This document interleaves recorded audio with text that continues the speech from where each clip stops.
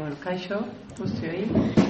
Nos presentamos primero. Mi nombre es Carolina Uribe, soy la responsable de discurso y argumentario de Podemos Euskadi, y mi compañera es Tinís Araguachi, la responsable de protección social y acogida, y bueno, la conocerás un poco más porque es parlamentaria por Elkarrekin Podemos y se encarga de todos los temas que tienen que ver con protección social y prestaciones sociales, migraciones.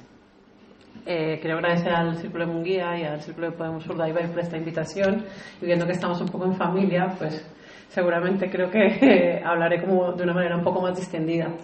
Esta invitación, que viene en línea un poco con un 1 de mayo, que ha sido un 1 de mayo un poco diferente, porque os habéis dado cuenta que en muchos sitios y en muchos espacios se ha comentado que el 1 de mayo se ha tenido demorado, es precisamente porque viene marcado por esa gran huelga feminista que tuvo lugar el 8 de marzo, donde se pusieron sobre la mesa una cantidad de reivindicaciones y de reivindicaciones clásicas y de peticiones del movimiento feminista, pero que al final son de todas las mujeres, y que han generado que este 1 de mayo tuviera una transversalidad desde el punto de vista de la lucha por la igualdad que jamás había tenido. ¿Vale?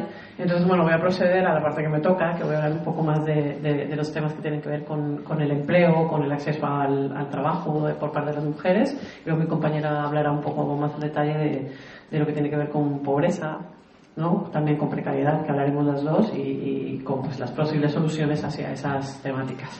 ¿Vale?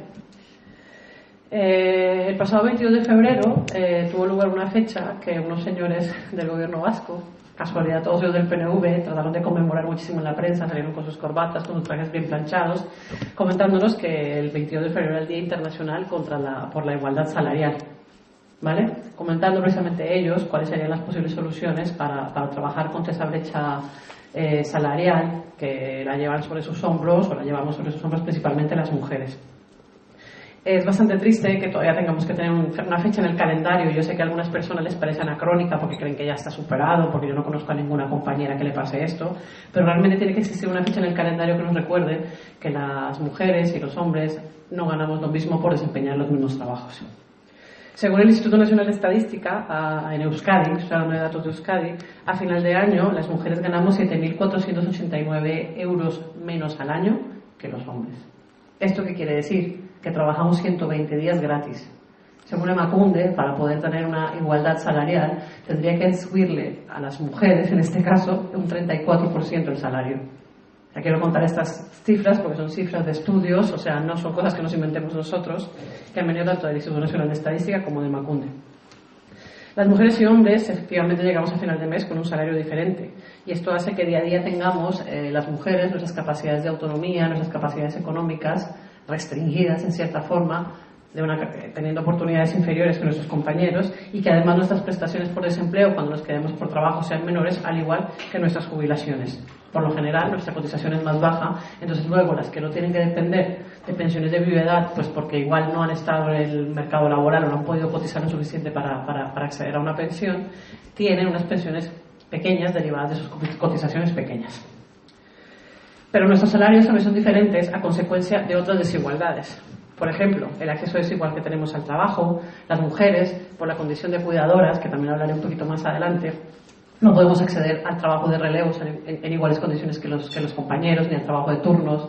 No podemos asumir la nocturnidad de la misma manera.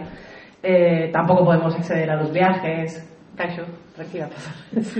Tampoco podemos acceder a los viajes, a los pluses que se dan por turnos y por este tipo de temas, y también nos vemos perjudicadas por la antigüedad, porque muchas de nosotras tenemos que parar nuestros empleos, nuestra trayectoria laboral, para dedicarnos al cuidado de hijos, de hijas y de personas dependientes.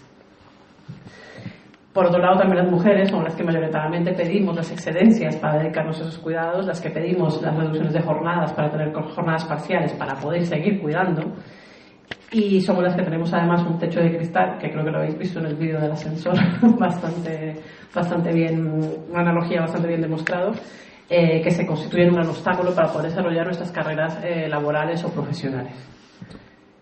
Conclusión: cuando pasamos la raya a final del año, 7.489 euros menos en el bolsillo de las mujeres por el mismo trabajo que hacen nuestros compañeros hombres. Esta brecha a nivel de Europa ha aumentado en los últimos años, más o menos desde 2009 en 2.2. Y es muy triste porque, claro, también me dirán, pero que los hombres también han bajado los salarios y también han perjudicado, y que las mujeres en ese sentido han mejorado un poco. No, no es que las mujeres hayamos mejorado, es que los hombres se han perjudicado más. Nos estamos igualando a la baja, no solamente en esto, sino en muchísimas otras cosas. Hay una frase que se oye muchísimo, por lo menos yo llevo años oyéndola, estuve tratando de pensar desde cuando la oigo, y creo que más de 10 años, que es que la precariedad tiene rostro de mujer.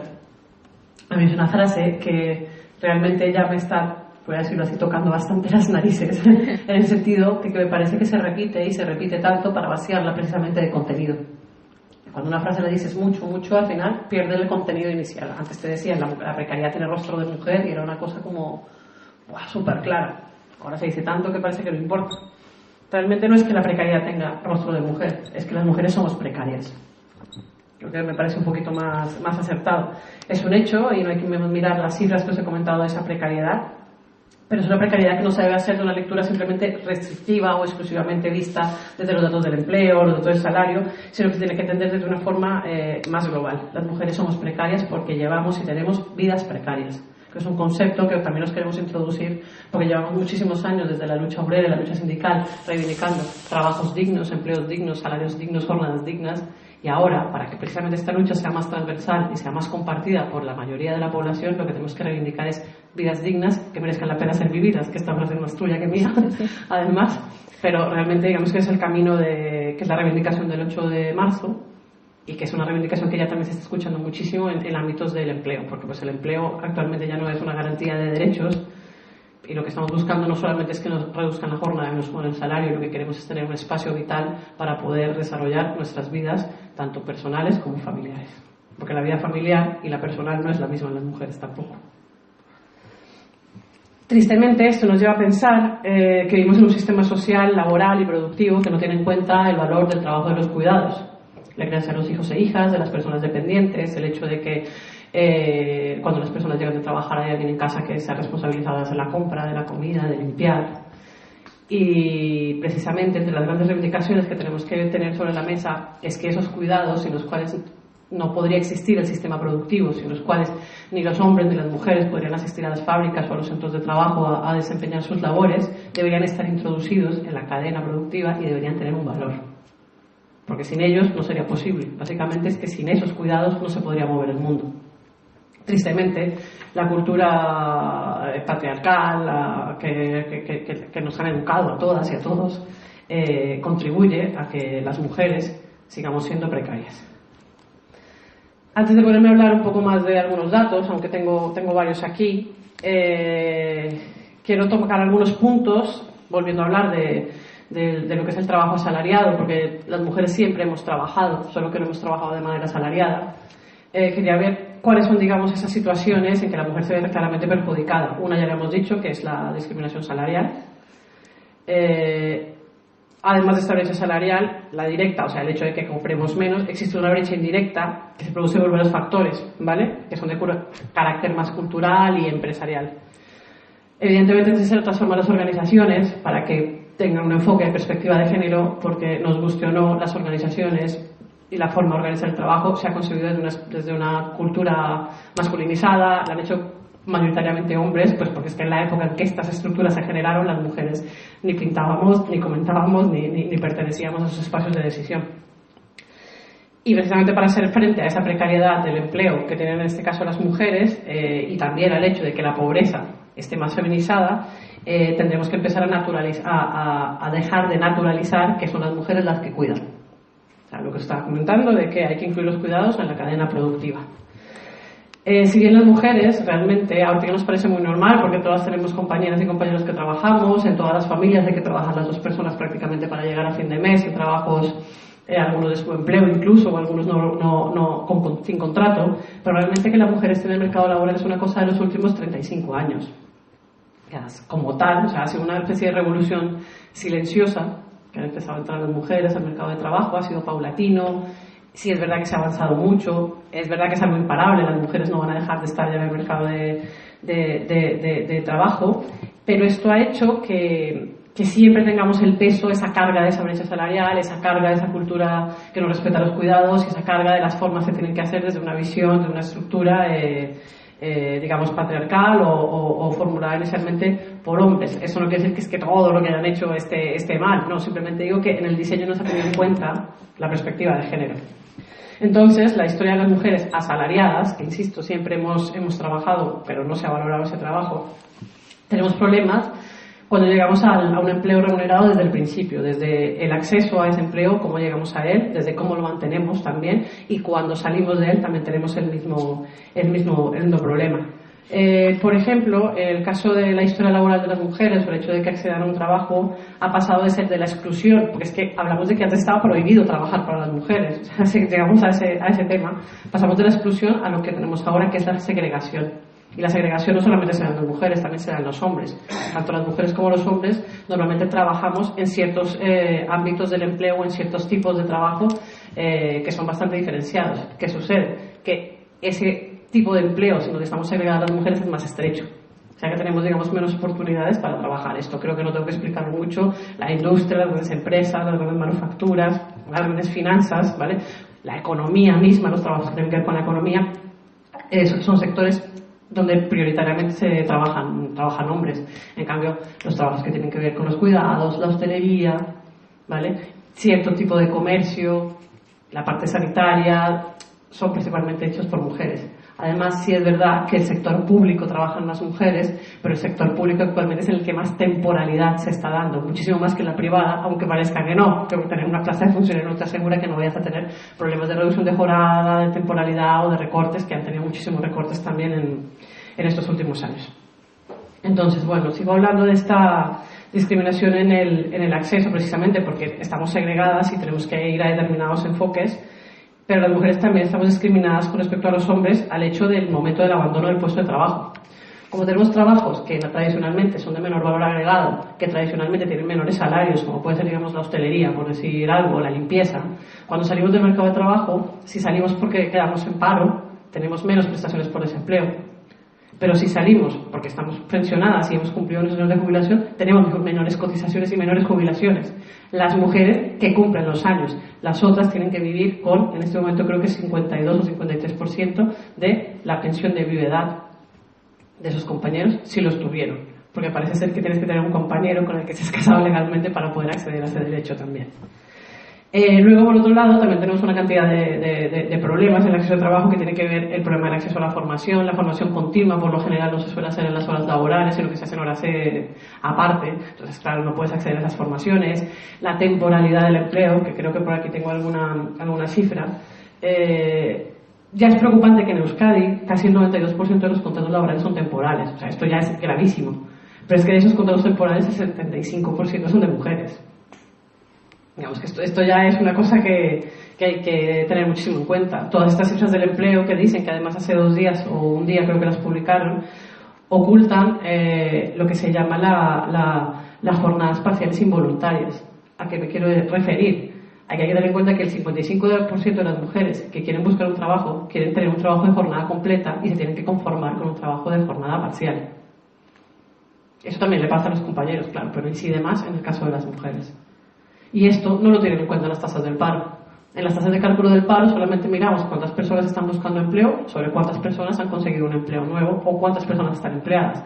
Pero no pensamos en las personas subempleadas, es decir, en esas personas que están trabajando en precario, que han tenido que asumir una temporalidad involuntaria, bien sea porque no encontraron un trabajo de jornada completa, o lo que es peor, que gracias a las reformas laborales les recortaron la jornada y te lo tuviste que comer con patatas.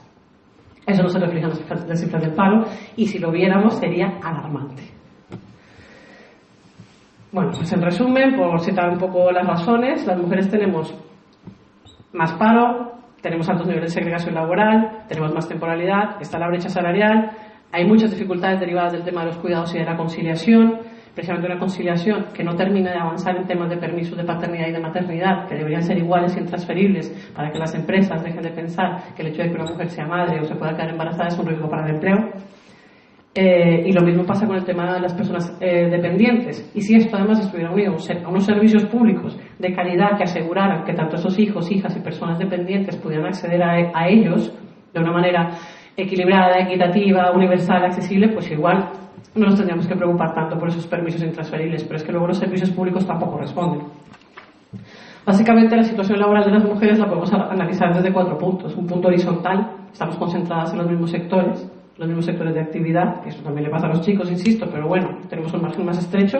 De una forma vertical, tenemos menos presencia en los cargos realmente de responsabilidad y supervisión. Las mujeres están sobre todo concentradas en los cargos o en los puestos inferiores, entonces pues los puestos inferiores no son los que deciden cómo se organiza el trabajo. No nos hemos sentado a mirar desde una perspectiva de género para que organicemos los puestos de trabajo y la forma de la economía del trabajo juntas y juntos, sino que simplemente se ha impuesto una perspectiva y es en la que estamos.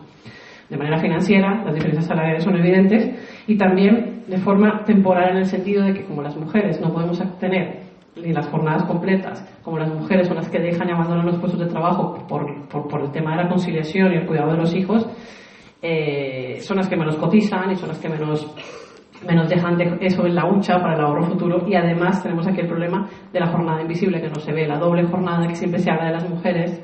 Claro, es que no tengo la cifra en la cabeza porque esa no la traje apuntada, pero que a pesar de que cumplas tu jornada laboral, que en este caso puede ser hasta de 8 horas, igual tienes una jornada casi de 8 horas también para los cuidados en tu casa, en tu familia, ¿vale?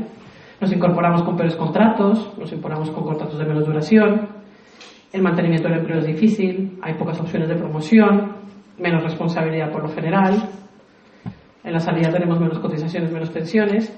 Pero quiero decir que hay 2 aspectos que no se suelen hablar mucho, que inciden muchísimo en la precariedad laboral de las mujeres. Uno, por un lado, el que tiene que ver con la negociación colectiva. La negociación colectiva, que estos días ha estado muy de moda porque ha salido por ahí en los medios y en la prensa que se ha roto la mesa de diálogo social. Bueno, la negociación colectiva es una cosa que es absolutamente necesaria, que tiene que existir de manera tripartita entre la parte empresarial, entre los representantes y las representantes y las trabajadoras, y que tiene que existir también con el gobierno. ¿Qué sucede? Pues que ya llevamos años con una negociación de chiste, que sinceramente no nos lleva a avanzar en nada, pero es que aunque estuviera la negociación colectiva imperante, esta negociación colectiva nunca se ha hecho con perspectiva de género. Los sindicatos son estructuras de hombres. Hasta los que intentan no serlo son estructuras de hombres, ¿vale? Y que han concebido que la negociación colectiva y la lucha sindical sea una cosa en términos de hombres. Primero partimos de un sistema que es de competencia, donde tienes que ser elegido y lograr llegar arriba para ser representante sindical. Luego la forma de reivindicar tiene que ser la manifestación clásica, en que muchas mujeres nos sentimos incómodas porque no queremos estar tirando, bueno, que los petardos a veces son divertidos, pero no queremos estar tirando petardos enfrente de las empresas, sino que queremos luchar de otra forma. ¿Vale? Eso tampoco está incluido. O sea, yo vengo del sindicalismo, antes de estar en Podemos, duré muchos años en el sindicalismo, también fui autónoma en la mitad, o sea, que tal. Pero yo recuerdo muchísimo cuando me decían, es que lo que tienes que hacer es pegar un golpe en la mesa y subirte al bidón. Pues no, es que no quiero que para que me escuchen me tenga que subir al bidón y tenga que pegar un golpe en la mesa. Porque yo creo que podríamos sentarnos, conversar, conciliar y darnos cuenta que mis necesidades y las tuyas son comunes. Y que para luchar contra la precariedad del empleo y para luchar contra la precariedad de nuestras vidas, lo más importante es luchar por la igualdad, perdón. Porque si luchas por la igualdad, combates la precariedad. Pero no, esto no está. ¿Y qué respondían? Es que las cosas de mujeres son muy importantes, pero no son prioritarias. Ya cuando consigamos la subida salarial, ya cuando consigamos la tal, hablaremos de esas cosas. Pues resulta que no. Resulta que esto es transversal, es importante y es absolutamente necesario.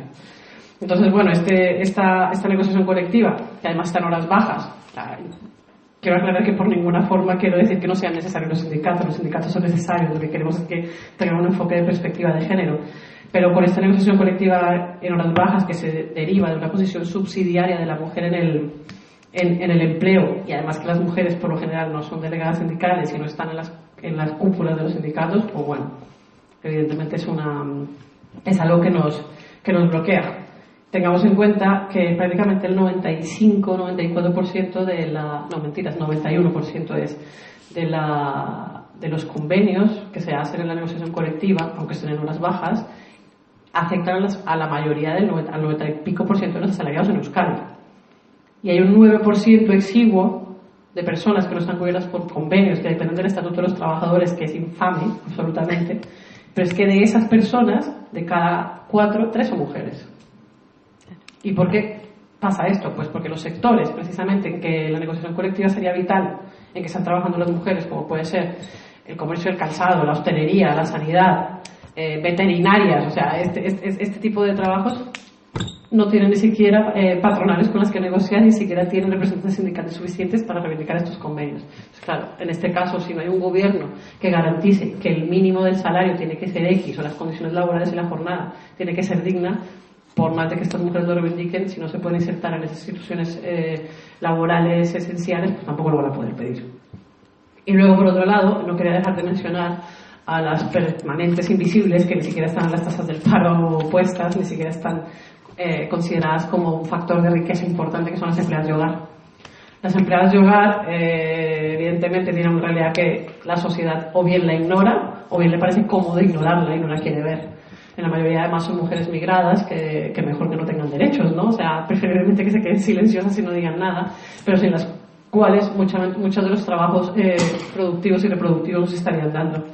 Es un sector absolutamente precario, que tiene una falta de control y desregulación alarmante, aunque es verdad que hace unos años se modificó para que estuvieran cotizando en la seguridad social.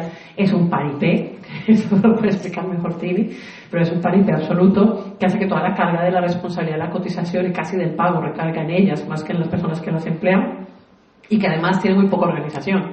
A pesar de que en Vizcaya hay una asociación de empleados de hogar que está trabajando y que es muy buena, eso es una cosa singular y mínima. O sea, es muy raro que los empleados de hogar se organicen, y además también es muy raro que la gente coincida con sus reivindicaciones y las apoye.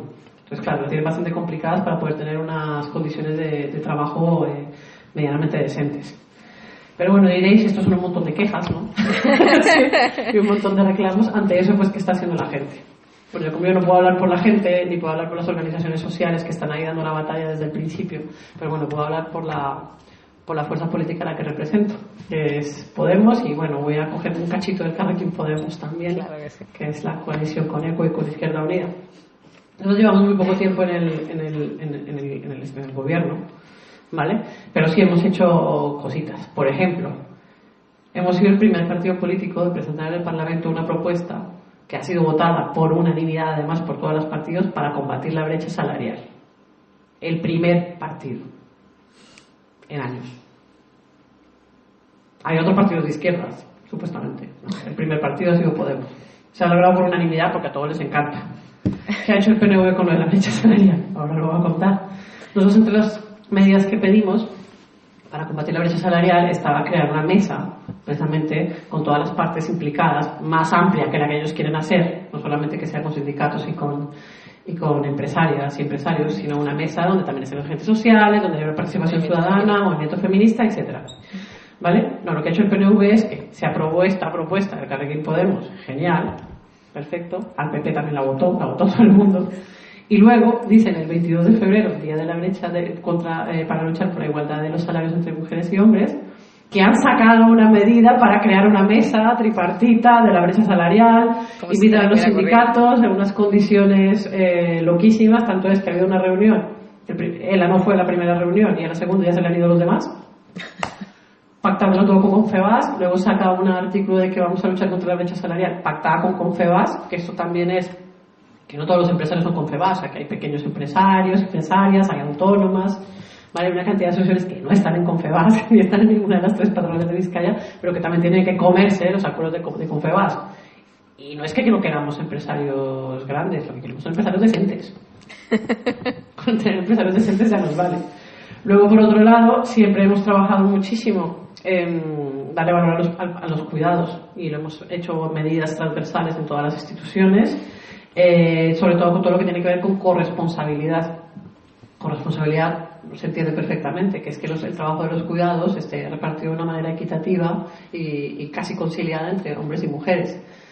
Porque ¿qué sucede? Que si no avanzamos en la cultura de la corresponsabilidad desde la educación, desde el mismo ejemplo en las instituciones públicas, tampoco vamos a avanzar en la lucha contra la brecha salarial. Porque, por ejemplo, hay países en Europa como Finlandia que la tiene súper reducida, pero es que en Finlandia luego tú miras los números de la corresponsabilidad y es verdad que las mujeres y hombres se dedican a las dos cosas. Pero si luego te vas a Suiza, tienen una brecha salarial casi superada, pero es verdad que las mujeres siguen en casa encargándose casi exclusivamente de los cuidados.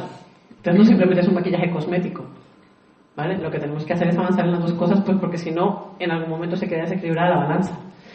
Por otro lado, hay una medida que es transversal, Transversal en el sentido, bueno, todas las medidas de la igualdad son transversales, pero transversal en el sentido del empleo, que es una medida que tienen bloqueada en el Congreso de los Diputados en Madrid, el salario mínimo. Nosotros en 2016, estoy hablando de cuando llegamos, casi, de las primeras cosas que hicimos fue meter una proposición de ley para la subida del salario mínimo, tanto que igual patino un poco con las cifras, pero que para el 2019 ya tendría que estar cerca de los 870 y pasaría cerca de los 970 para 2020. Esta proposición de ley se votó y se aprobó por todas las fuerzas, está aprobada, ¿vale? ¿Qué sucede? Que lo que es Ciudadanos y PP la han seguido bloqueando y resulta que ahora tenemos un partido que tiene solamente 5 escaños en Madrid, pero que tiene una influencia genial, que se llama el Partido Nacionalista Vasco, y esto no lo pide. Eso sí, ellos sí quieren que se suba el salario mínimo, pero esto no lo pide. Pero es una cosa que también tenemos que tener en cuenta, en que cuando le conviene electoralmente o cuando viene una gigante obra de hormigón es interesante, pero lo de subir el salario mínimo a la gente, como que no importa tanto. ¿Vale? Luego, precisamente, no sé si es esta semana que se debatió, hemos pedido que por favor se empiecen a tomar, desde el punto de vista de las medidas de paro, el tema de la parcialidad involuntaria. Porque es que sí es verdad, esto suena un poco raro porque yo sé que la gente la está pasando económicamente mal, pero sí es verdad que la economía se está recuperando. Es una cosa que es así, hay datos que lo demuestran, que la economía está recuperándose un poquito, pero no se ha recuperado ni porque nuestros gobiernos hayan hecho para que se recupere, está recuperando porque, como dice, la economía es una ola, ¿no? También tiene ahí su movimiento, y a través de las personas, de los pequeños empresarios, de las empresas que están dando el callo, se ha recuperado un poco. Pero lo que no se ha recuperado son los niveles de salario, lo que no se ha recuperado es la pérdida de poder adquisitivo, lo que no se ha recuperado es toda esa precariedad heredada de la crisis. Eso se ha consolidado. Entonces, de nada sirve que nos salgan diciendo en la tele, dentro de voy a tirarme un órdago, igual en año y medio, el gobierno vasco quiere que la tasa de paro de Euskadi esté por debajo del 10%. Lleva años en ello y no lo ha conseguido. Pero igual, imagínate qué sucede. Según ellos, a final de año estamos al 8%, creo, ¿no? Que han dicho. Pero bueno. Imagínate que lo consiguen. Pero si no nos damos cuenta de la parcialidad que está en el trabajo de las personas, y si no nos damos cuenta de la precariedad que está debajo de esa temporalidad involuntaria, debajo de esas bajadas y recortes de salarios, ¿qué más da que la cota de paro esté en el 8? ¿Qué más da si se está instalando la precariedad como forma de vida? ¿Qué más da si no vamos a tener un ingreso real de subsistencia? ¿Y qué más da si el costo de la vida sigue subiendo y no en el mismo nivel de los salarios? Entonces, bueno, le hemos pedido que le incluya en la medida para que hablemos con datos de verdad. Después de que tengamos el dato, trabajemos. Y luego otra cosa que hemos pedido, también muchísimo por activa y por pasiva, es que se diseñan planes de empleo. Además, al gobierno vasco le encanta bautizarlo con nombres rococós, Basque Country, estrategia, no sé qué, el plan de si sé cuándo, bueno, como lo quieras llamar. Pero que hay que introducir la perspectiva de género en esos planes de empleo. Pues que si el plan de empleo solamente es para apoyar, que hay que apoyarla, la industria de ese estado, y resulta que en la industria de ese estado no trabajan las mujeres casi nunca. Entonces tendremos que pensar que esos planes de empleo hay que introducir perspectiva de género, introducir casos para que también las mujeres se vean beneficiadas por esos trabajos, por esos planes de empleo. Esto actualmente no está pasando. Y luego también apoyar a las mujeres para luchar contra la precariedad está en buscar que se reviertan todos los recortes que se han hecho, que también hemos pedido en todas las instituciones, a los empleados y empleadas públicas. Que no sé si sabéis cómo es, pero esto ha sido que Zapatero lo recortó y Mariano lo mantuvo. O sea, básicamente, y el PNV lo sostiene. O sea, básicamente esto es lo que pasa, por más de que digan que hemos conseguido que se le pague la paga a los funcionarios. Pero ahora, ¿y las anteriores? El salario sigue muy por debajo de lo que tenían en 2008, en condiciones previas a la crisis. Entonces, claro, si sabemos que la mayoría de las mujeres son las que acceden a los empleos públicos, si empezamos a frenar un poco el recorte y la externalización de los servicios públicos, pues igual también colaboramos contra la precariedad de las mujeres.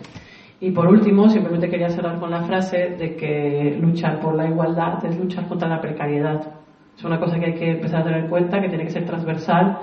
Y os invito incluso a informaros por vosotros mismos sobre todo lo que tiene que ver con poner en valor los cuidados, porque de cara a futuro, si queremos reivindicar un empleo digno, tenemos que empezar a pensar en que lo que queremos son vidas dignas, donde todas y todas podamos tener una igualdad de oportunidades. Mila esker.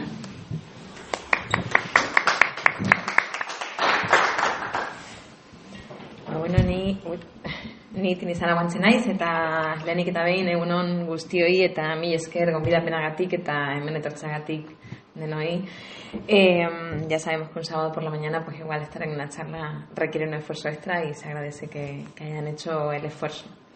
Bueno, yo como Carolina me ha introducido perfectamente, pero bueno, voy a comentar un poco. Yo soy trabajadora social de formación y aparte soy parlamentaria en Podemos. Hacer política siendo mujer y siendo mujer joven también da como para que demos una charla solo sobre eso, ¿no? Pero no me quiero centrar. Lo que sí quiero es poner en valor que cuando organizamos una charla con este título, cuando nos sentamos un sábado por la mañana a hablar de por qué es necesario que vivamos vidas que merezcan la pena ser vividas, lo hacemos no desde una visión utilitarista del papel que las mujeres pueden aportar a un mercado cada vez más sangrante y excluyente del conjunto de las personas. Lo hacemos desde el paradigma, desde la premisa de que es lo justo y es lo mínimo, ¿sí? Las mujeres no podemos quedarnos fuera, la mitad de la población no se puede quedar fuera, no es éticamente coherente ni sostenible en el tiempo, y así nos lo está diciendo el movimiento feminista y así lo tenemos que recoger y con eso es con lo que tenemos que trabajar, que la mitad de la población nos estemos quedando fuera de participar en igualdad de condiciones del ejercicio de los derechos de todo tipo, índole y naturaleza, ¿no? Y dicho esto, sí que habíamos planteado esta charla en la que yo pudiera centrarme un poco porque es uno de los temas que más trabajo en el Parlamento, un poco también porque entendemos que es una herramienta válida, ¿no? Centrarnos en la garantía de ingresos, en la tan manida renta de garantía de ingresos como una herramienta, porque de lo que hablamos al final en ese querer vidas que merezcan la pena ser vividas es de un derecho fundamental que es el fin, que es el derecho a la garantía de ingresos, ¿sí? Estamos en un marco que me parece fundamental introducir antes de meterme en harina. Estamos en un marco temporal y social en el que el llamado pacto social, esos acuerdos que hasta ahora venían funcionando, ¿no? En los que tú accedías a un empleo y ese empleo te daba una identidad, te daba un entorno social y te daba capacidad de ejercer una serie de derechos, eso se está desdibujando cada vez más, con lo cual ese pacto social que ha venido funcionando hasta fecha de hoy ya no funciona y tenemos que ser capaces de generar un nuevo pacto social. Pero ese nuevo pacto social tiene que ponerse encima de la mesa sobre la base de que nosotras también participemos, porque en el anterior pacto social nosotras estábamos de compañía, nosotras no teníamos voz, no teníamos capacidad, y ahora ya, y el movimiento feminista, insisto, lo está reivindicando y dejando bien claro, no nos vamos a quedar fuera de ese nuevo pacto social. A día de hoy estamos en un contexto en el que el empleo no es todo el trabajo que existe y hay muchos trabajos que no generan derechos, ¿sí? En ese contexto nos encontramos con la necesidad de un cambio de paradigma que ponga en la base que tal vez tengamos que inventarnos herramientas que nos permitan acceder a los derechos que estén desvinculadas del empleo. Tal vez puede ser esa, tal vez puede ser otra, pero desde luego lo que no podemos es continuar como hasta ahora. ¿Por qué decimos que la pobreza tiene rostro de mujer, como decía mi compañera Carolina? A día de hoy, el 30% del PIB de Euskal Herria depende de todos los trabajos invisibilizados que no se remuneran.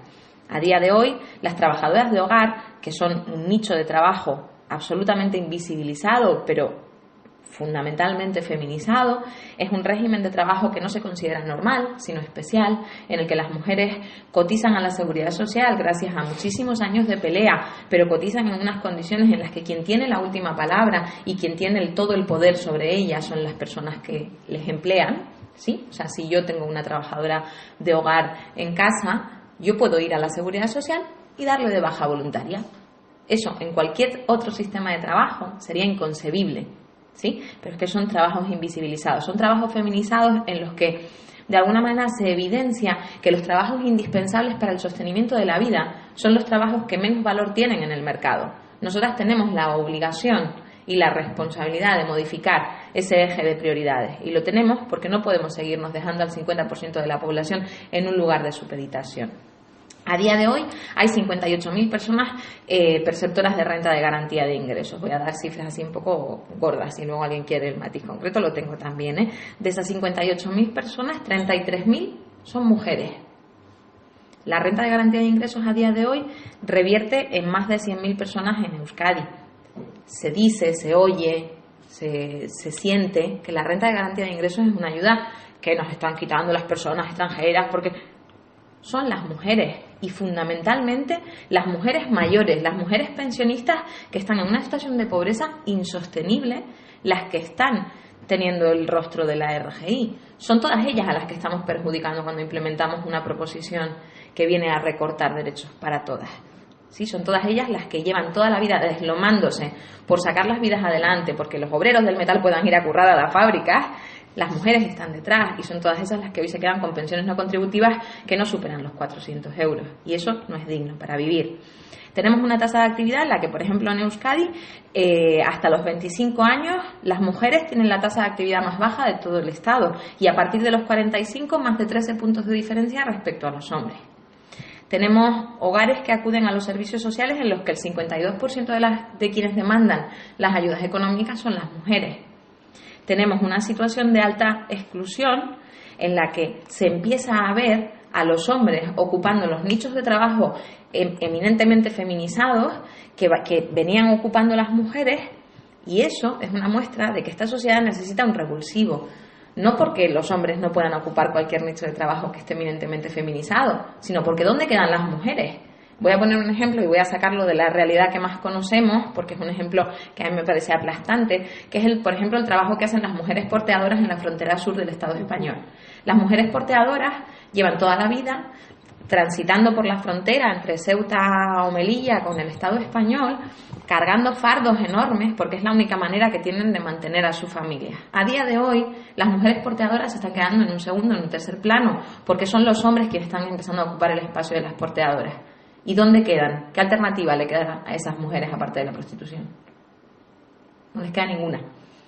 No podemos permitir que nuestras vidas se sigan precarizando, porque las consecuencias que sufrimos las mujeres cuando estamos en situación de pobreza son eminentemente más graves y mucho más complejas de abordar. Pero es que además tienen unas dimensiones que a los compañeros no les afectan. Y eso tenemos que visibilizarlo, tenemos que ponerlo en valor y tenemos que poner soluciones encima de la mesa. ¿Qué nos pasa a las mujeres? En primera instancia, perdón que me estoy quitando la chaqueta, pero es que tengo aquí como frío-calor, tenemos un elemento que es transversal a la situación que afecta a las mujeres en cualquier ámbito y en cualquier situación económica, social, hay un nexo de unión que son los cuidados, ¿no? Carolina ha hablado ya bastante, no quiero repetirme, pero sí es verdad que hay una evidencia que yo creo que no estamos sabiendo ver. Y es que a día de hoy decimos, pero ya hay un montón de mujeres que trabajan, hay un montón de mujeres que acceden al empleo remunerado, ¿sí? Pero ¿quiénes se siguen ocupando de los cuidados? Porque hemos hecho un intercambio de cromos y también somos las mujeres las que nos encargamos de los cuidados, solo que hemos cambiado a unas mujeres por otras. Porque se entiende que los cuidados no son una corresponsabilidad colectiva y social. Se entiende que son una responsabilidad de las mujeres y que las mujeres se tienen que buscar la vida, bien contratando a otras mujeres, bien sobrecargando sus propias vidas para hacerse cargo de los cuidados. Cuidados que son necesarios para el sostenimiento de la vida, necesarios para el sostenimiento del futuro. Tener hijas e hijos es fundamental. A día de hoy Euskadi no tiene relevo generacional. Si queremos que las mujeres tengamos hijos e hijas, tendremos que facilitar que lo puedan hacer, pero no como una responsabilidad de las mujeres, una responsabilidad de todas nosotras y de todos nosotros también, pero no solo como una responsabilidad del ámbito privado, porque cuando las cosas se consideran solo un elemento a incorporar en el ámbito de puertas para adentro, parece que no existiera responsabilidad colectiva. Y el trabajo y el mantenimiento de todas las personas que en algún momento necesitan de un cuidado, ¿vale? Que son personas dependientes, que son niñas y niños, pero que son cualquiera de nosotras que nos partimos una pierna, que necesitamos que alguien nos ayude a bajar las escaleras, o que alguien, porque nos hemos partido un brazo, nos ayude a hacer la comida. Son trabajos fundamentales para el sostenimiento de la vida, que no necesariamente empleo, que no están valorizados, pero que además no se entienden como una responsabilidad colectiva.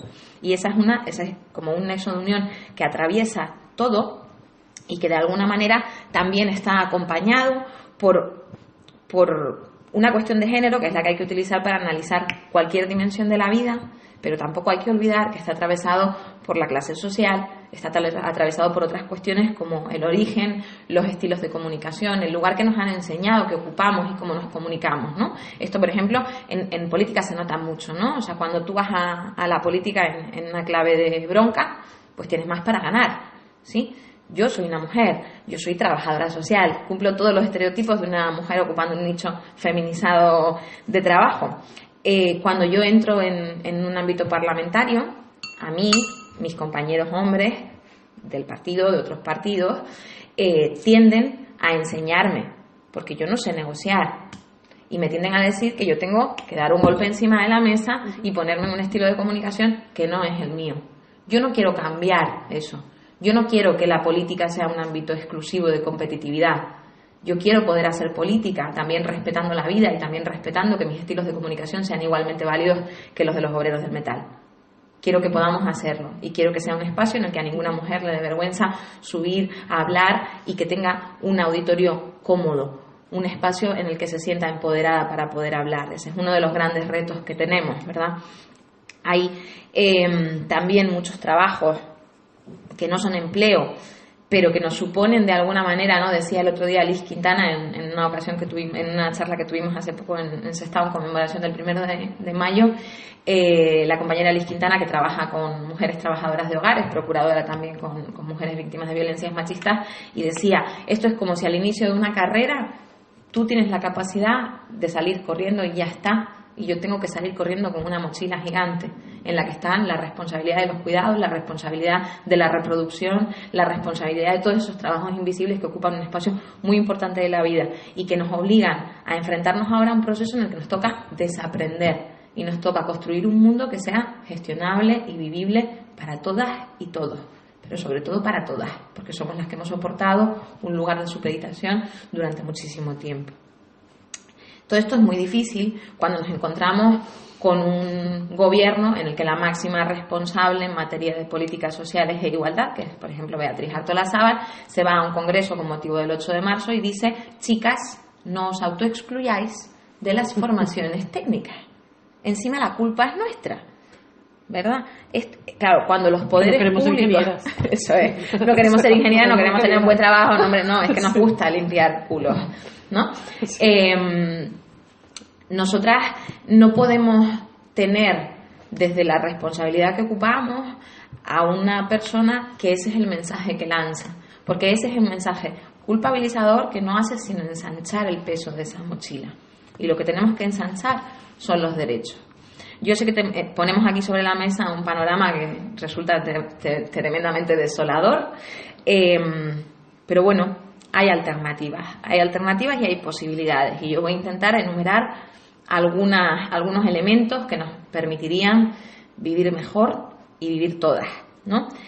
La primera tiene que ver con poner los cuidados en el centro, ¿no? Cuando decimos es fundamental revalorizar los cuidados, no se puede continuar con la lucha sindical sin que las mujeres estemos en el centro, hay que hacer política con las mujeres en el centro, hay que transversalizar la perspectiva de género, hay que poner en valor los cuidados. Nosotras ponemos sobre la mesa, por ejemplo, una ponencia de autogobierno que tiene...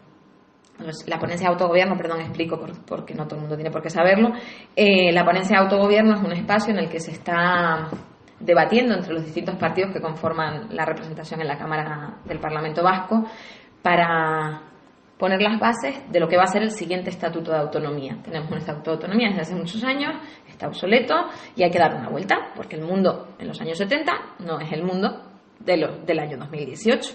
Entonces, en ese darle una vuelta, se ponen diferentes elementos sobre la mesa. Nosotras, uno de los centrales es poner el derecho a los cuidados como uno de los elementos de reconocimiento en Euskadi. Es decir, tenemos derecho a recibir cuidados y tenemos derecho a que esos cuidados sean una responsabilidad colectiva, no una responsabilidad individual de puertas para adentro.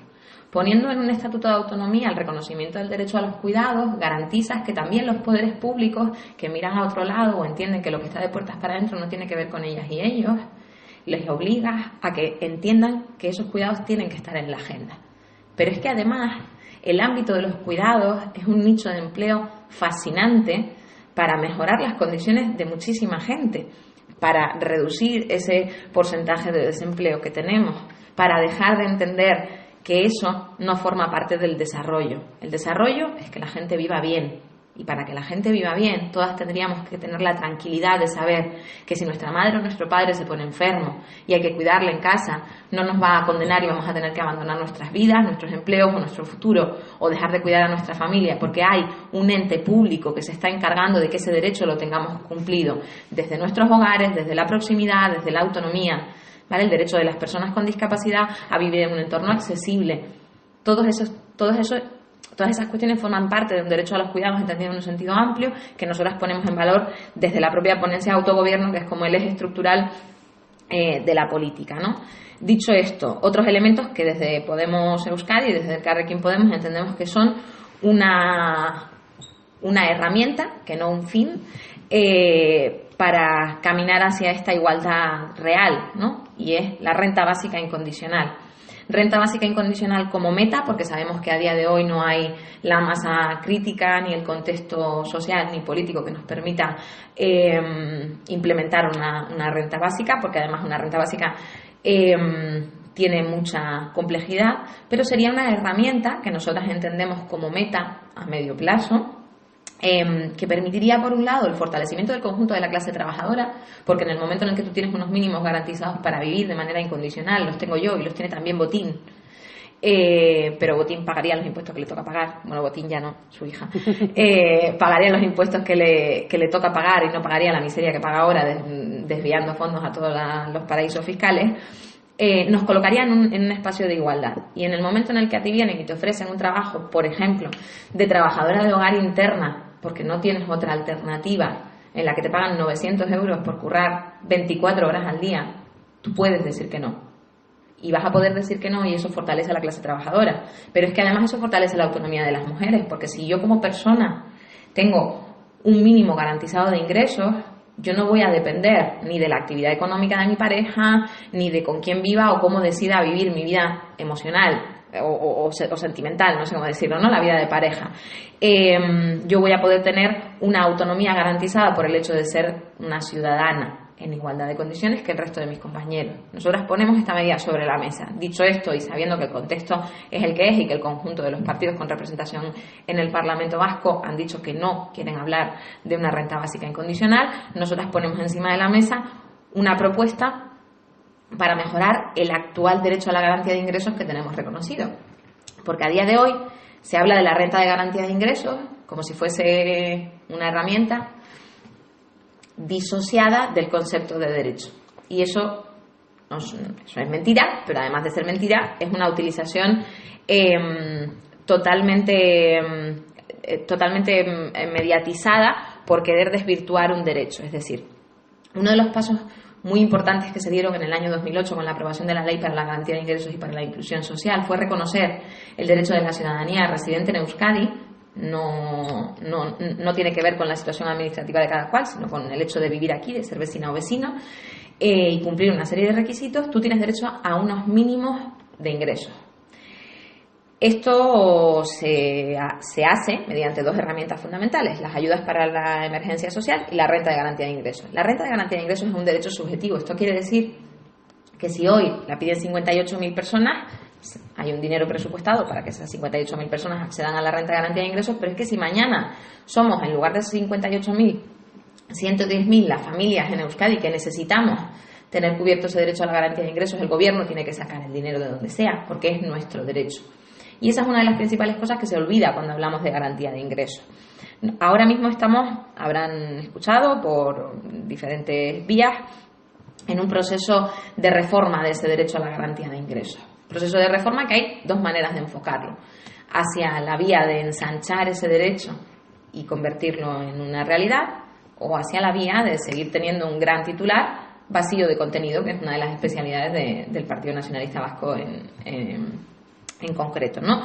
Se reconocen derechos sobre el papel, pero luego cuando tú vas a pedir la renta de garantía de ingresos a Lanbide te toca hacer una gincana de obstáculos que, si además eres una mujer y además tienes algún problema añadido o has tenido alguna vivencia como puede ser la violencia machista, te expulsa del sistema. En este momento estamos en ese proceso de reforma de ley que se entiende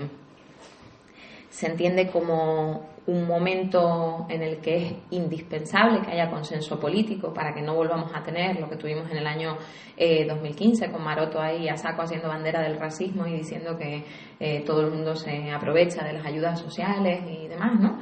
Entendemos que esto hay que hacerlo de una manera consensuada, pero de nuevo el gobierno con su carácter de unilateralidad ha decidido romper ese consenso y ha presentado hace bien poquito, de hecho el viernes pasado, ha presentado no el pasado inmediato, el anterior, ha puesto encima de la mesa un proyecto, una proposición de ley, perdón.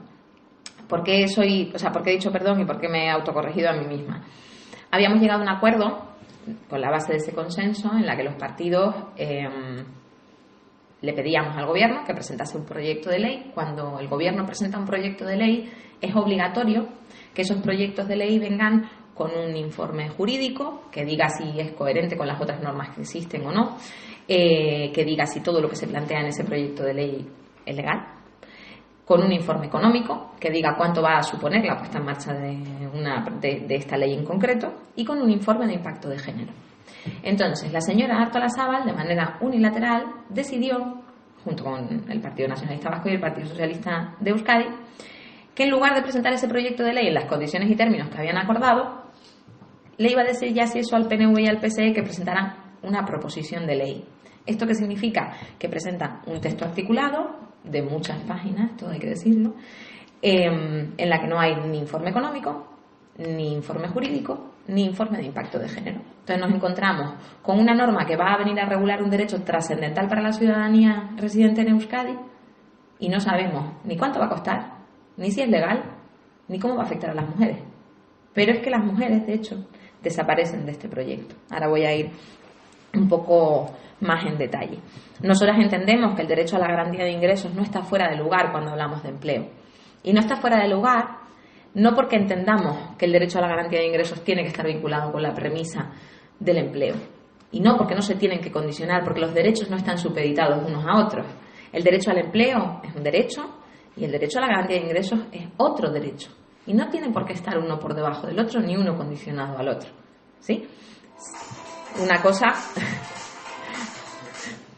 Una cosa no tiene por qué andar supeditada a la otra. Nosotras por eso ponemos sobre la mesa la posibilidad de que en lugar de ser Lanbide, que es un servicio vasco de empleo al que ni siquiera los propios responsables del gobierno mandarían a sus hijos e hijas a buscar trabajo, se encargue de verdad ayudar a la gente a buscar empleo y se genere un sistema de garantía de ingresos que esté al margen de que tú estés en una situación de exclusión, porque en Euskadi tenemos una definición de lo que es la inclusión social que nos dice que ser pobre, per se, no te excluye de la sociedad. Lo que te excluye de la sociedad es ser pobre, no tener tu derecho a la educación en condiciones de igualdad, no tener acceso a la participación social o política, no tener acceso al ocio, no tener acceso a la salud, ¿vale? Entendemos que la inclusión es una cuestión multidimensional que se ve atravesada por un montón de factores y, por lo tanto, cuando hablamos de que la pobreza se vincula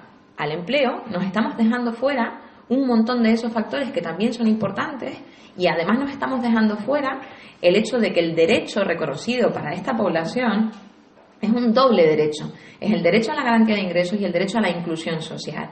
El derecho a la inclusión entendida en ese sentido amplio en el que tenemos además un cuerpo normativo que nos dice de qué estamos hablando. No hay márgenes a interpretación, nos dice de qué estamos hablando y nos lo dice claramente. Sin embargo,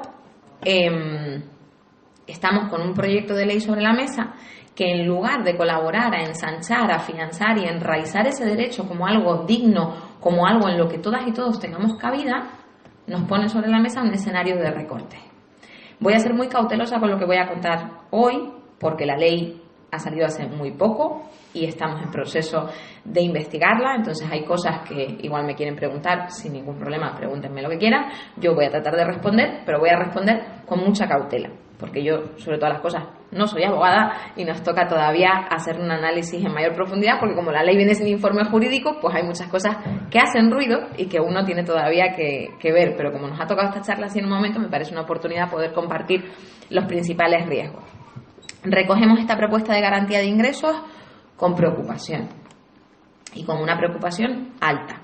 En primera instancia, porque nos encontramos con un proyecto de ley que, como ya he dicho, viene sin un soporte que da garantía jurídica a esta propuesta. En segundo lugar, porque está plagado de cuestiones que se van a resolver según reglamento. Cuando uno está en el Parlamento tiende a pensar que todo el mundo sabe cómo se hacen las leyes, pero yo ya sé que eso no es así, entonces lo voy a explicar. Si me reitero o ya lo saben, me disculpan por ser pesada.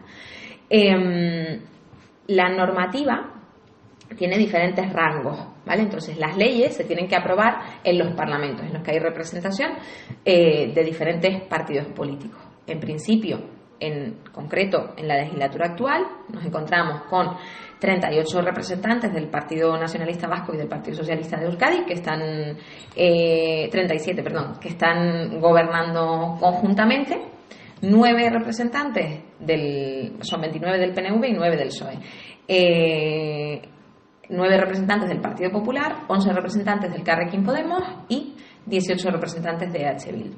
El conjunto de la oposición a día de hoy supera el conjunto de miembros que tiene el gobierno en el Parlamento. Esto significa que estamos ante una oportunidad inmejorable de arrinconar al Partido Popular y sus discursos xenófobos y poner encima de la mesa un derecho que vaya hacia la izquierda. Pero no, parece ser que no va a ser así. Nos encontramos con una propuesta de ley que tiene que pasar por el Parlamento y tiene que ser aprobada al menos por un grupo más que los que sustentan al gobierno. Y luego están los reglamentos. Los reglamentos son lo que desarrolla la ley y entonces los reglamentos los puede aprobar el gobierno. Los puede aprobar el gobierno sin hablar con nadie o hablando con Confebask, que es lo que le suele gustar al gobierno. Entonces, en esta propuesta de ley, toda la miga, todo lo que tiene que ver con los plazos, con la concreción de las obligaciones de las personas que ejerzan el derecho a la garantía de ingresos, muchísimas cosas quedan a disposición reglamentaria. ¿Qué quiere decir? Que vamos a firmar una ley como un acto de fe hacia que el gobierno luego tenga la capacidad de desarrollar, mejor o peor, ese derecho. Entonces, claro, aquí voy a lo que decía antes de que el gobierno es experto en generar un gran titular, el derecho a la garantía de ingresos, y vaciarlo de contenido en la aplicación. Es decir, a día de hoy, voy a poner un ejemplo muy concreto. Tú puedes cobrar la renta de garantía de ingresos y hay una obligación que es estar permanentemente disponible para el empleo, ¿sí? Uno, con una cabeza normal y corriente, sin estar inmerso en este sistema perverso que tenemos en la ANVIDE, dice, bueno, estoy permanentemente disponible para el empleo. Claro, si me llaman, yo voy a ir a currar, porque la mayor parte de la gente no quiere vivir de las prestaciones sociales, ¿vale? Entonces llega el gobierno y te dice, si tú te vas un fin de semana a trabajar a La Rioja y no me lo cuentas, yo te corto la RGI, porque estar permanentemente disponible para el empleo implica no poder salir de la comunidad autónoma del País Vasco sin pedirle permiso a la ANVIDE. Esto, en la nueva propuesta de ley, esto que no existe, lo de no poder salir de la comunidad autónoma, no existe en ningún lado, es una interpretación hiper restrictiva de la normativa, ahora ya lo tenemos como un texto articulado en la ley. Eso sí. Ahora, ¿cómo se va a aplicar eso? ¿Cuántos días vas a poder salir o no? ¿Qué procedimiento tienes que utilizar? ¿Qué implicaciones va a tener? O sea, ¿cómo te van a castigar o cómo no te van a castigar? ¿Cuánto tiempo te van a suspender? ¿Cómo tienes que pedir permiso? Eso no existe. Eso queda todo a disposición del reglamento. Claro, no es lo mismo que a mí me digas que en general yo no me voy a poder ir 6 meses a la playa Cádiz mientras estoy cobrando la RGI, pues tiene un pase de lógica. Pero que me digas que no voy a poder salir, entonces yo te firmo una normativa, pero luego tú por reglamento resulta que eso lo conviertes en que no me puedo ir un fin de semana a trabajar a Murcia. Y perdona, pero yo, aunque sea pobre, tengo que seguir siendo dueña de mi vida, ¿sí? Tenemos la costumbre de entender que la pobreza va asociada a la incapacidad de las personas para tomar decisiones, y esa costumbre es una costumbre muy asentada en la forma en la que se implementan las políticas sociales. Nosotras ponemos sobre la mesa una propuesta alternativa a la que está poniendo el gobierno, que rompa con esa arbitrariedad y que venga a desmigajar en la ley todos los problemas de interpretación que tiene la actual normativa, que es una de las razones por las que se llega al consenso de abordar una reforma de esta normativa, ¿vale? Es decir, a día de hoy hay muchas cosas, como las de estar permanentemente disponible para el empleo, que se interpretan, y para eliminar eso, que no deja de ser sino inseguridad jurídica para la ciudadanía, decidimos poner en marcha esta ley, y ahora generan una propuesta que tiene todavía mucha más inseguridad. Además de esto, seguimos viendo algo que nos preocupa y que creemos que nos debe ocupar mucho y a todas, no solo a quienes estamos en los ámbitos parlamentarios, que es una normativa que pone el control por delante de la protección. Se supone que si tú tienes reconocido el derecho a la garantía de ingresos, igual que antes decía que el derecho a la garantía de ingresos no puede estar supeditado al derecho al empleo porque son dos derechos en igualdad de condiciones, tampoco puedes tener un derecho a la garantía de ingresos como si fuese un elemento cuasi policial, ¿sí? En lo normal, en un sistema democrático, es que se presuponga la inocencia de la ciudadanía. En la ANVIDE se presupone la culpabilidad y esta normativa nos pone encima de la mesa un montón de elementos que presuponen la culpabilidad y la voluntad de fraude por parte de cualquier persona en situación de pobreza que quiera ejercer este derecho. Y esto lo que implica, porque en el fondo es lo que es grave, es una criminalización de las personas en situación de pobreza como si fuese una característica individual que tenemos de malo quienes estamos en situación de pobreza. Y eso no solo no es justo, sino que es miserable. Porque la pobreza es un problema estructural de la sociedad. La pobreza es un problema estructural de un modelo de desarrollo socioeconómico que expulsa a la gente que no le sale rentable y que necesita de esa gente expulsada para sostenerse. Porque a ver si nos vamos a creer ya después de mayores que la pobreza en países como África no le salen rentable a países a países de Europa, ¿sí? Entonces, todo eso es un elemento que tenemos que intentar revertir, pero que esta normativa viene a ahondar mucho más. Además de eso, hay bastantes recortes en la propuesta que se plantea, pasando por reducir aún la unidad de convivencia. Venden que han creado una renta de garantía para pensionistas que luego en el fondo no cambia en absolutamente nada más que 3 euros más, si no me equivoco, respecto a lo que existe a día de hoy. Apunta recortes en las ayudas de emergencia social, lo veremos cuando llegue el presupuesto, pero apunta recortes también en el derecho de acceso a la vivienda y, una de las cosas que a mí me parece más sangrante, establece en esto que Carolina comentaba antes, ¿no?, de la necesidad de que el salario mínimo interprofesional sea un índice de referencia que te permita tener una vida decente. El Partido Socialista de Euskadi, con los votos del PP y la abstención del PNV, en el año 2010 implementó un recorte absolutamente obsceno de un 7% a las personas que cobraban cualquier tipo de ayuda o prestación en la comunidad autónoma, es decir, todas las ayudas para la conciliación, la renta de garantía de ingresos, las ayudas de emergencia, todas esas ayudas que revierten en el conjunto de la población han tenido un recorte del 7% que se implementó en el año 2010 con la excusa de la crisis y que se mantiene todavía en el año 2018, aunque ya se supone que estamos en pleno brote verde. Pero eso se mantiene. Además de eso, en el año 2016 asistimos a una voluntad claramente por parte del actual gobierno de desligar ese derecho a la garantía de ingresos de un índice como el del salario mínimo interprofesional, que por primera vez en mogollón de años subía. Normalmente, mientras el salario mínimo estuvo ahí estancado, a nadie le importó. En el momento en el que sube, ya se lo quitamos porque no vaya a ser que los pobres vayan a cobrar un salario digno. Entonces, en esta situación de recortes, el gobierno dice, bueno, ya vale, a ver si la oposición se calla con esto de que estamos todo el día con tener un índice de referencia, y entonces se inventan un índice. Se inventan un índice que yo, perdónenme que utilice el sarcasmo, pero o me río o me cuelgo por un puente. Entonces, se llama Indicador de Gastos Mínimos de Euskadi y se define como un indicador suficiente para que una persona sola mantenga los gastos de una vivienda. El precio medio de la vivienda en Euskadi, en alquiler, es de 870 euros al mes. El índice de gastos mínimos es de 455 euros al mes. Ya me dirás tú cómo va a vivir la gente con una casa así, los otros 400 se los tendrás que pedir, no sé, donando un riñón o algo, ¿no? Además de este escenario de recortes, y es una de las cosas en las que hoy me quiero detener, se produce una involución muy potente en el derecho a la garantía de ingresos en relación a la visibilidad y el papel que las mujeres ocupan en la pobreza. Estamos hablando, y hemos hablado tanto Carolina como yo en toda la descripción del contexto, en que en Euskadi también la pobreza tiene rostro de mujer. Esto pasa en el conjunto del mundo. Las mujeres siempre estamos en situación de mayor precariedad y de mayor vulnerabilidad. Pero en concreto, lo que hace esta propuesta de ley es reconoce y establece por primera vez, porque en el año 2008 no estaba, la incorporación de la perspectiva de género. Es un apéndice de 4 líneas y ya está.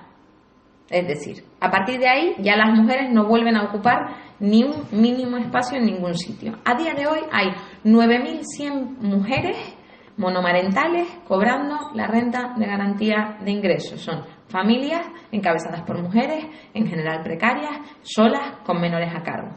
Esta ley viene a establecer, no solo no establece ninguna medida para favorecer esa situación. Las familias monomarentales en situación de pobreza están en una situación de soledad y de precarización y de riesgo muy grave. No solo no viene a imponer ninguna medida sobre ellas, sino que a las víctimas de violencias machistas, que hasta ahora se les reconocía una atención individualizada y diferenciada, un técnico específico con experiencia en violencias machistas que pudiera acompañar a estas mujeres, ahora ya todo eso desaparece y generan, que esto no tiene nada que ver conmigo, la figura de la violencia en el ámbito familiar.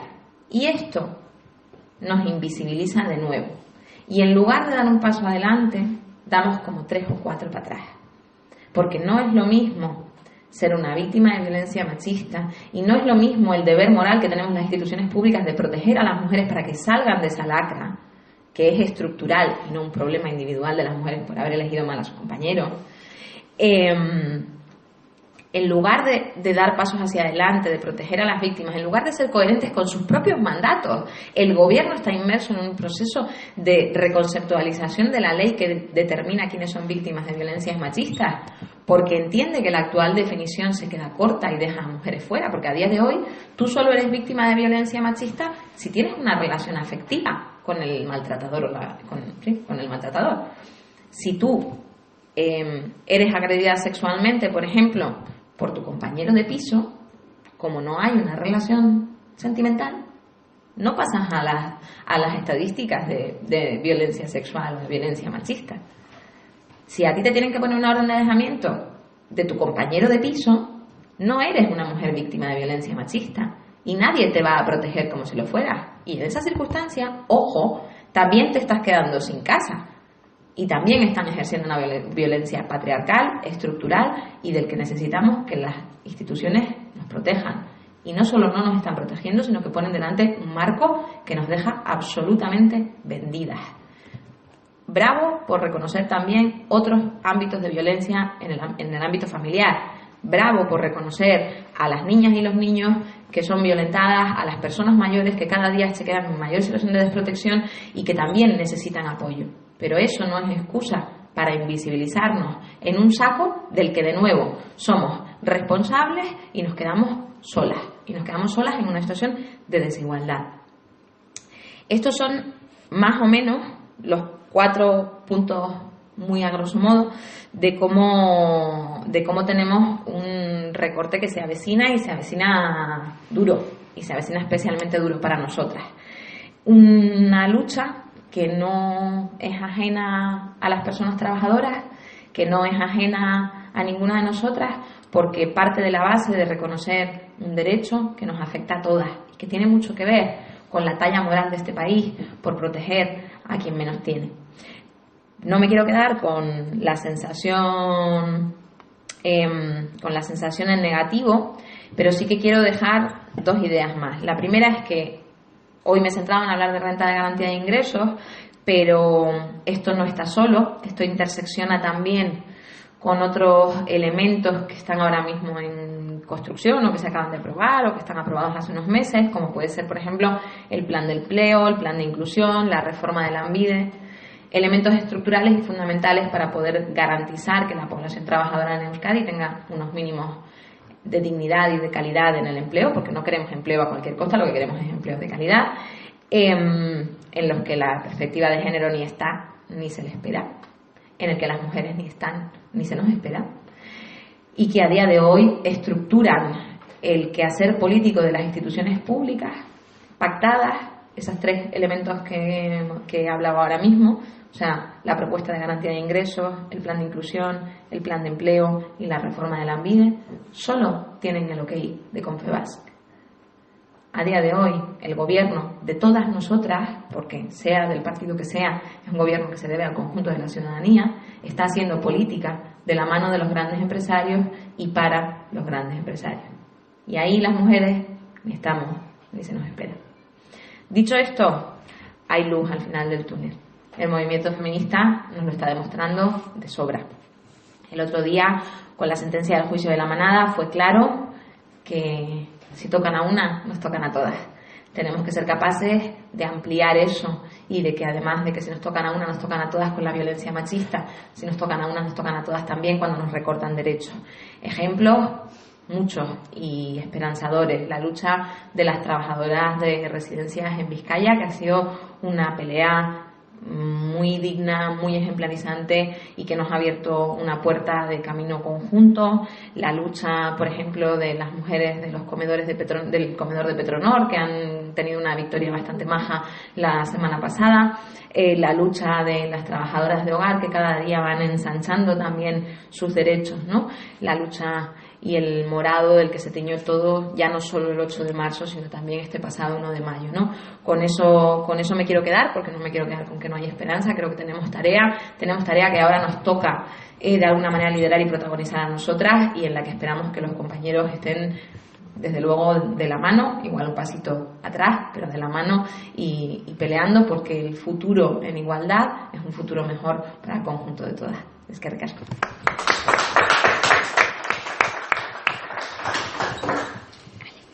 Vale, ¿Ya? Bueno, pues muchas gracias. Si queréis hacer preguntas.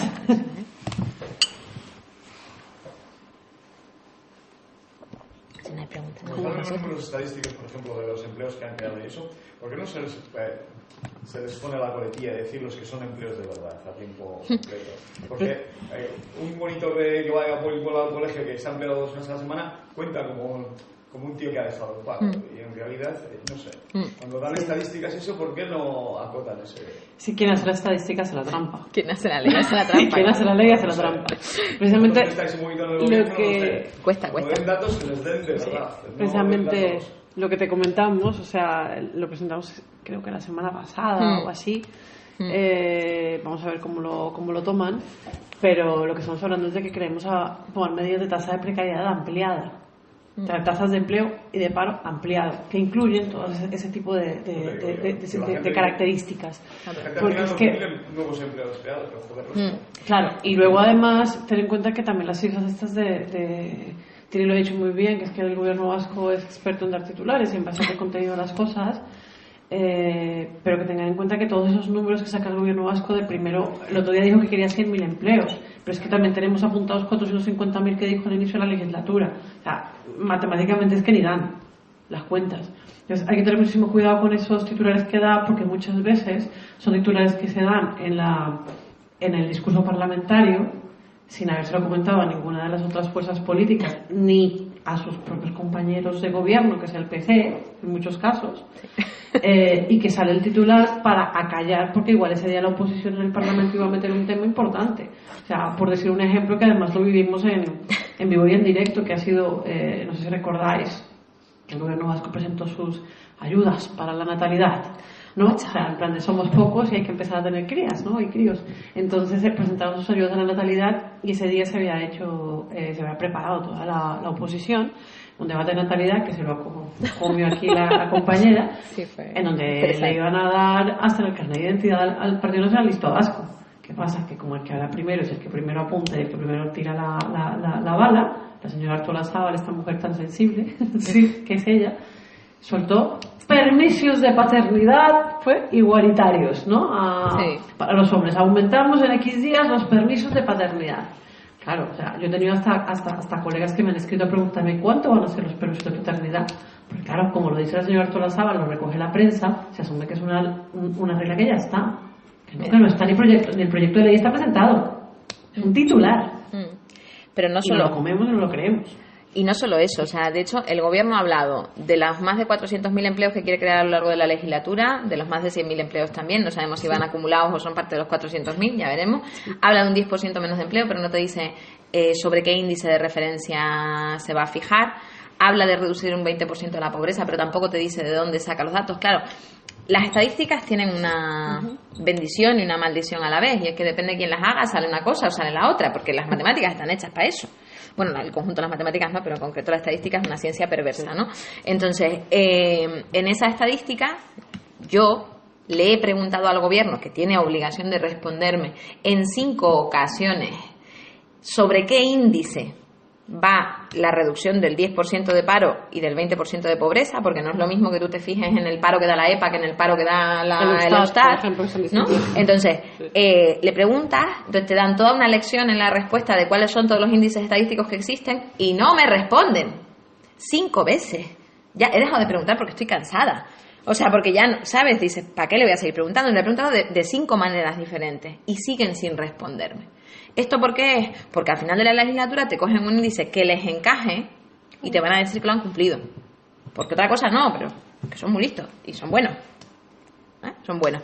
Además de eso, digo, para que se hagan una idea, por ejemplo, en esto que mencionaba Carolina ahora de las ayudas a la conciliación, ¿no? Que se vende.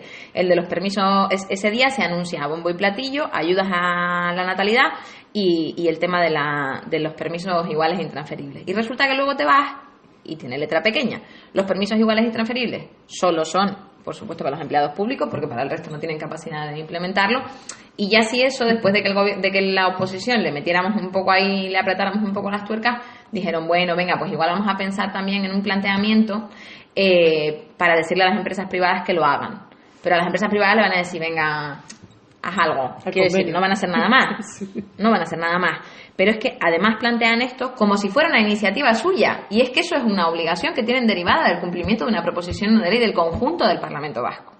Pero no solo eso, es que las ayudas a la natalidad que salen en los grandes titulares solo son 400 euros de una vez por el nacimiento del segundo hijo. O sea, ¿qué mujer y qué hombre se va a animar a tener una criatura? Bueno, con el índice de los 455 euros, más los 400 por la ayuda de nacimiento del segundo hijo, con eso ya le tienes que vestir y todo. Pero es que en la propuesta de garantía de ingresos plantean que si tú tienes un hijo, tienes un complemento de 100 euros, 120 creo que son. Si tienes 2, ya son 70. Si tienes 3, 40. Y si tienes 4, ya al último hijo le corresponden 29 euros. 29 euros. Y con eso pretenden mejorar la natalidad. Es que dame pan y dime tonto, porque es que es así. O sea, es una pena, pero es así. Entonces, es necesario tener información, es necesario conocer en detalle y es necesario que entre el aire a las instituciones públicas, porque lo que pasa aquí dentro nos llega a la calle. Y es súper importante que seamos capaces de trasladarlo, por lo menos quienes tenemos voluntad e intención de hacer políticas de forma distinta. Por agregar una en la misma línea, además de todos los datos que ha comentado Tini, en la contratación pública de esos servicios, en este caso de estadística, pero de cualquier servicio de la contratación pública, también sabemos que aquí funciona mucho cómo se diseña el concurso, ¿vale? Entre los que si están por debajo de X precio no te lo doy prácticamente a dedo, y luego en los demás acomodo el pliego de concurso para que se dé de la manera que a mí me interesa y entre quien a mí me interesa. Por eso es necesario lo de abrir las ventanas y las puertas de las instituciones. A nivel de estadística, qué casualidad que siempre es Gisaker. Y Gisaker le hace el ITV Focus, Gisaker le hace las encuestas de pobreza, desigualdad y no sé qué más cosas, Gisaker le hace las encuestas de empleo. Pues normal, si mi principal proveedor es el Partido Nacionalista Vasco, pues yo le tendré contento. Gisaker, en el que la dirección de Gisaker está liderada, no recuerdo ahora mismo el nombre, porque soy muy mala para estas cosas, pero el director actual de Gisaker es ex alto cargo del Partido Nacionalista Vasco. Pues es así. No hay que creerse los titulares. No, pues hay que rascar y a nosotras nos toca, O sea, yo no creo que la responsabilidad sea únicamente de que están a pie de calle, la responsabilidad también tiene mucho que ver con que seamos capaces de hablar en un lenguaje normal y de salir a la calle y decirle a la gente lo que todo el mundo debería saber. Es que ricasco.